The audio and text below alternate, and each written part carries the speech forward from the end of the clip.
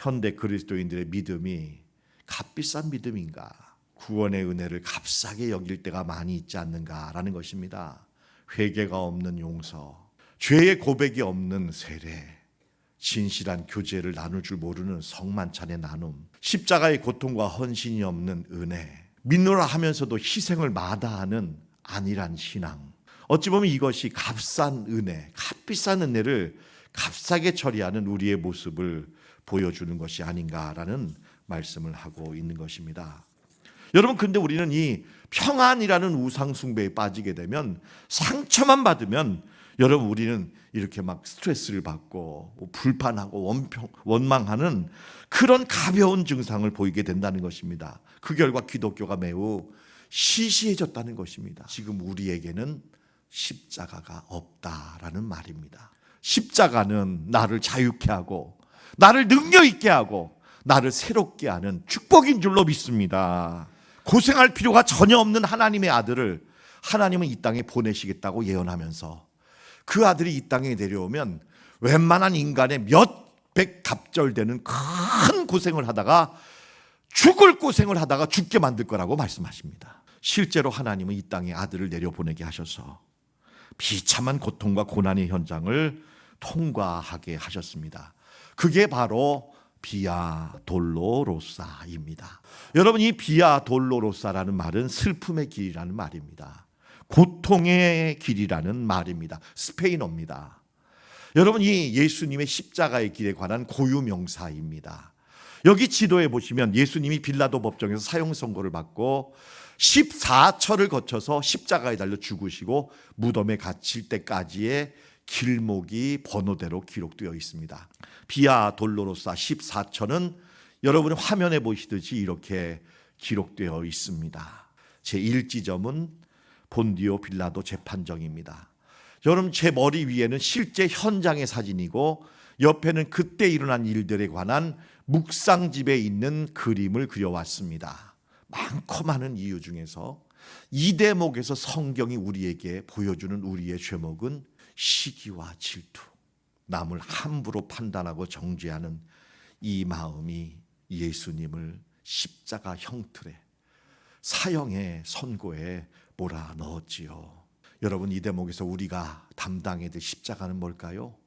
우리가 못 박아야 될 십자가는요, 남을 쉽게 비난하려는 마음입니다. 두 번째는요, 로마 군인들이 예수님을 머리에 가시관을 씌웠어요.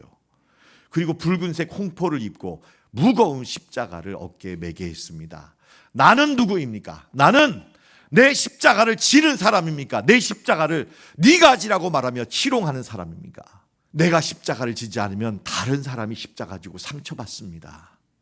내 몫에 태인 십자가 지고 가시는 여러분 되시기를 축복합니다. 세 번째 지점에서 예수님은 쓰러지십니다. 왜 쓰러지셨습니까? 무겁기 때문이죠. 우리의 죄가 이렇게 무거운 겁니다. 여러분, 주님께서는 이 무거운 짐을 우리 대신 지고 가신 줄 믿습니다. 죄짐을 지고 곤비하시고 지치신 분 있습니까? 무거운 짐을 나 홀로 지고 견디다 못해 쓰러질 때가 있으십니까?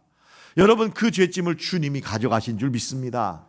혼자 고민하지 마시고 그 무거운 죄짐을 주님께 맡기시는 여러분 되십시오. 네 번째 지점에서 예수님은 예수님의 모친 마리아를 마지막으로 만나시고 눈빛을 교환합니다.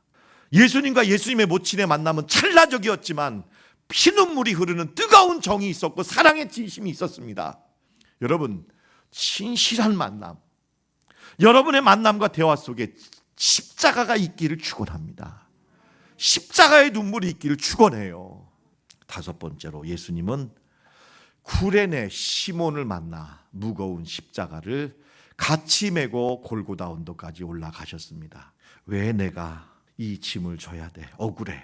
나만 생각하는 마음 버리시고 고통받는 사람들을 측은히 여기시고 그들을 기꺼이 도울 줄 아는 구레네 시몬이 되시는 여러분이 되시기를 축원합니다. 여섯 번째 지점에서는 여러분, 베로니카라는 소녀가 나타납니다. 여러분, 말로만의 사랑이 아닌 거예요. 자신을 던져 손해볼 줄 알면서도 어려운 이웃들, 상처받은 이웃들에게 사랑을 나누는 이 아름다운 사랑이 이 베로니카의 모습이었습니다. 베로니카가 물수건으로 예수님의 얼굴을 닦아드렸다면 우리는 어떤 수건으로 예수님의 얼굴을 닦아드릴 수 있을까? 주님을 상처나게 만들고 아프게 만든 나의 죄를 회개하는 눈물로 적셔진 수건이 주님의 얼굴을 닦아드릴 수 있는 수건일 줄로 압니다. 7번째로 예수님이 2번째 쓰러지셨습니다. 예수님이 쓰러진 다음에 맞는 채찍질은 얼마나 더 아프시겠습니까? 의를 위해, 주님의 교회를 위해, 복음을 위해 고난당할 때 원통합니다. 의를 위하여 당하는 고난을 기뻐하실 수 있을까요? 여러분, 그것이 영광이라고 말씀하고 있습니다. 또 이 2번의 십자가는 우리에게 반복된 죄를 의미합니다.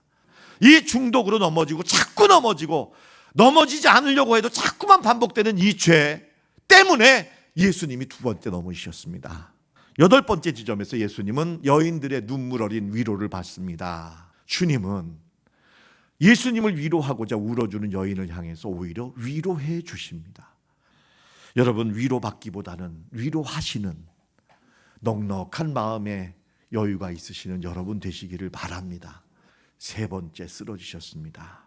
3번이라는 것은요, 완전수입니다. 이제 더 이상은 못 갈 정도라는 거예요. 여러분, 혹시 이 자리에 3번이나 쓰러지실 정도로, 더 이상은 일어나지 못할 정도로 넘어지고 싶으신 분 계십니까? 여러분, 이제 생명의 끈조차 놓고 싶으신 분 있습니까? 예수님의 십자가를 바라보시고 일어서시기를 축원합니다. 마지막 10번째에서 예수님은 드디어 십자가에 도착하셔서 완전히 발가벗겨지십니다. 여러분 아시나요? 예수님은요, 십자가에서 하나의 옷도 입지 않으셨습니다. 지금 우리가 십자가를 보면 예수님의 중요한 부위를 가리고 있죠. 차마 그 부분을 내놓지 못하기 때문입니다. 실제로는 예수님은 완전히 발가벗겨지셨습니다. 여러분, 이 수치를 아십니까? 여러분, 이 수치와 고통을 아십니까? 여러분, 이렇게 수치와 모욕을 당하신 이유가 뭘까요? 옷을 다 벗겨지신 이유가 뭘까요? 쾌락으로, 정욕으로 온갖 죄를 짓는 우리의 이 허물진 옷을 벗겨버리시고 우리를 의의 옷으로 갈아입혀 주시기 위해서 예수님은 우리를 위해서 더러운 옷을 다 벗어 주시고 우리에게 새 옷을 입혀주신 줄로 믿습니다. 11지점에서 예수님은 대못의 십자가에 2손과 2발이 박힙니다.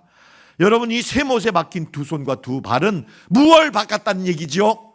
내 안에 있는 악습과 정욕, 이 모든 것들을 십자가에 못 박아버리고 새 사람이 되게 하시려고 예수님의 몸이 십자가에 박히셨습니다. 12번째로 예수님은 십자가 위에 달리셔서 죽으셨습니다. 죽음이라는 것은 죽기까지 순종한다는 뜻입니다. 남김없이 순종한다는 뜻입니다. 여러분, 죽을 걸 각오하고 하나님께 내 모든 걸 던져 맡긴다는 뜻입니다. 내어 맡긴다는 뜻입니다. 여러분, 하나님께 다 내어 맡기실 수 있습니까? 살든지 죽든지 알아서 하시라고 여러분의 모든 것을 맡겨내 주시기를 바랍니다. 죽음도 하나님의 사랑을 끊을 수 없고 우리 그리스도인의 십자가 사랑은 죽음을 초월한다는 것을 의미합니다. 이 십자가를 통해 죽음의 두려움을 십자가에 못 박으시기를 축원합니다. 죽음을 이기는 믿음으로 나아가십시오. 13번째, 예수님은 극도의 슬픔으로 마리아 어머니의 품에 안깁니다. 여러분, 누가 내 슬픔을 알아줄까요? 말로만이 아니라 진짜로 예수님은 이런 슬픔 속에서 우리를 위로하시려고 합니다. 여러분이 처하신 지극히 큰 절망 속에서도 주님은 함께 하실 줄 믿습니다. 마지막 14지점, 아리마대 요셉이 자기의 무덤에 예수님을 장사하십니다. 예수님은 죽음을 몰아내시고 영원한 생명을 우리에게 주시려고 무덤에 장사 지내시고 장사 지낸 바 되셨다가 사흘 만에 부활하신 줄로 믿습니다. 할렐루야!